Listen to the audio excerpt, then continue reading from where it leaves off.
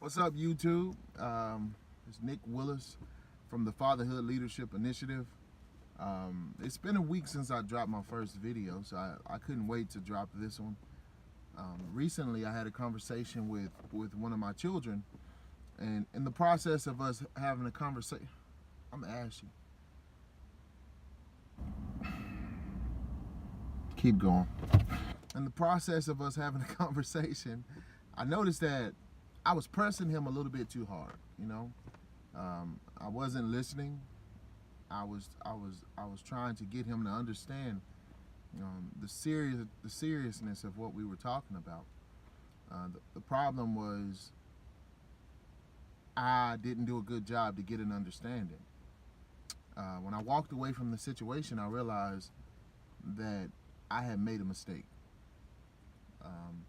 I saw his demeanor shift up on me. I saw him sink down into his chair. And a lot of parents, they wouldn't pay that no attention. But me understanding, just doing all the research I've been doing, understanding that most social issues that we face today comes from children or individuals' involvement with their fathers. We got to take it more serious when we find ourselves even correcting our children. It's not about being right or wrong. It's about being effective. It's about being effective. And it's so important. So today, I want to talk to you about the top 10 mistakes, or my top 10 mistakes that fathers make. If this video will be helpful to you, number one, subscribe to it, like it, and then share it with someone. If you know a father who's struggling being a father, I'm not saying I have all the answers, but one thing fatherhood is not about is perfection. It is about consistency, though. So just keep watching my videos and you decide if this is something you want to share with someone else or not. But number 10, top 10 mistakes fathers make, according to Nick Willis from the Fatherhood Leadership Initiative. We make the mistake when we avoid healthy relationships with other men. I don't care if you play football. I don't care if you are in the corporate America. If you find yourself doing good, being successful at anything, you didn't get there by yourself. And if you keep saying that, you're pretty much saying a lie, and you believe in a lie. It takes relationships, because iron sharpens iron. So one man sharpens another man. Anything we want in life, we tend to find the right relationships to help us reach those goals. But when it comes to family life, and especially raising children, we don't always look for community and support to help us be effective fathers.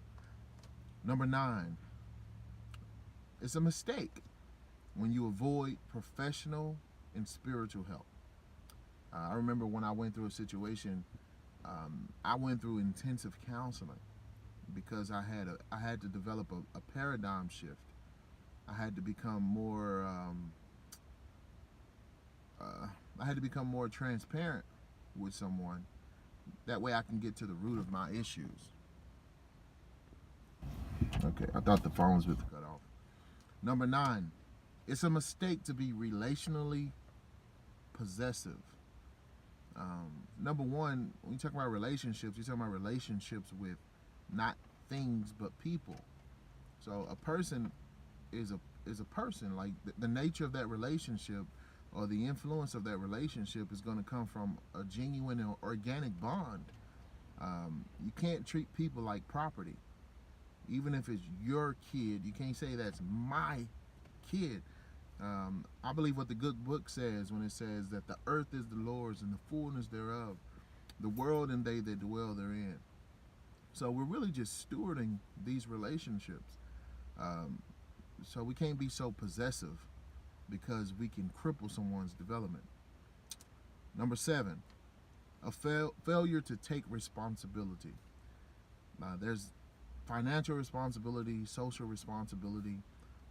There's so many different dimensions to this word responsibility. But basically, it's when you find yourself in a situation that's either pleasurable or unpleasurable, and you and you refuse to take ownership for what you have done. Everybody want to point out in their situation, especially when they find themselves um, being in a distant relationship or trying to raise children. It's always somebody else's fault. Very rarely will you hear somebody say, you know what, I violated this person, and I dishonored this person, and this is part of the consequences of that. Very rarely would you hear someone say something like that.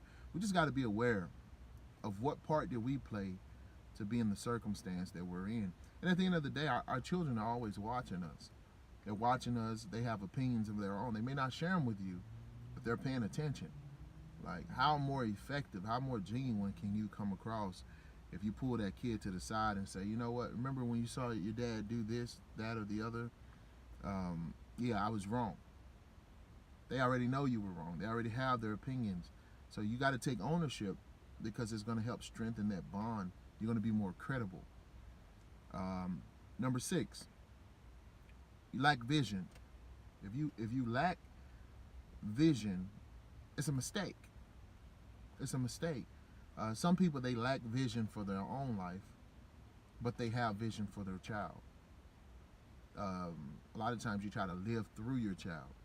And then some people, they have vision for themselves, but it really don't include their child. And I think that's a dangerous thing to do, because it's not about you at this point. It's not just about you and your dreams. It's about a whole nother life that exists, that has come through you, and you have to be responsible. You have to prioritize their future as well. It's not just about your future. Number 5, this is a really heavy one right here. We make the mistake when we prioritize circumstances over character. We prioritize circumstances over character. And what I mean by that is, everybody want to develop their situation. They want more money. They want maybe a bigger house, a better car. They want a promotion on their job.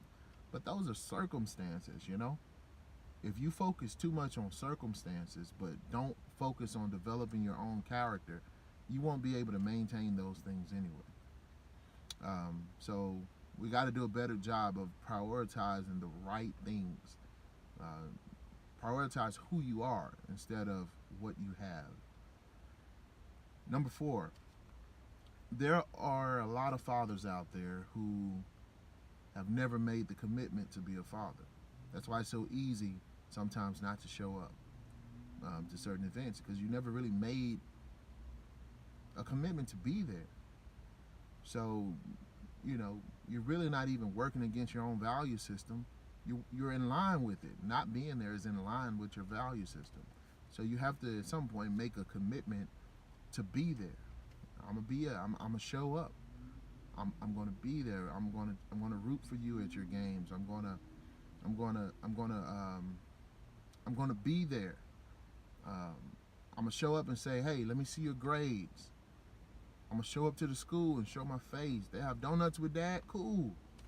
I can be there. They probably do that once every quarter, depending on what school district you're in. Number 3, a failure to embrace your own fear. Perhaps, I don't know your situation. Maybe you didn't grow up with your dad. Maybe he was absent. Maybe you have a lot of you deal with a lot of mental anguish because of that. Like, you got to embrace it. You got to embrace how you feel. You got to embrace what you're afraid of. And then you got to shoot back up to number 10 and find healthy relationships with other men. Because you're not the only one who's dealing with what you're dealing with.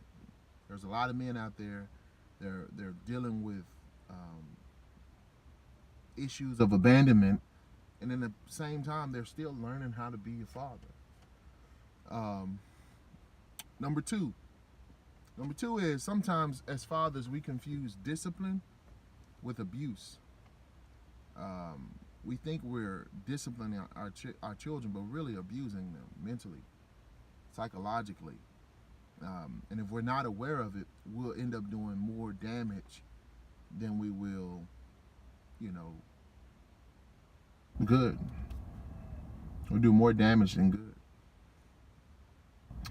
Um, Last but not least, you make a mistake when you dishonor or disrespect your child's mother.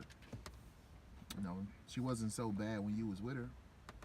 So why all of a sudden, because the relationship didn't work out, she's everything except a child of God?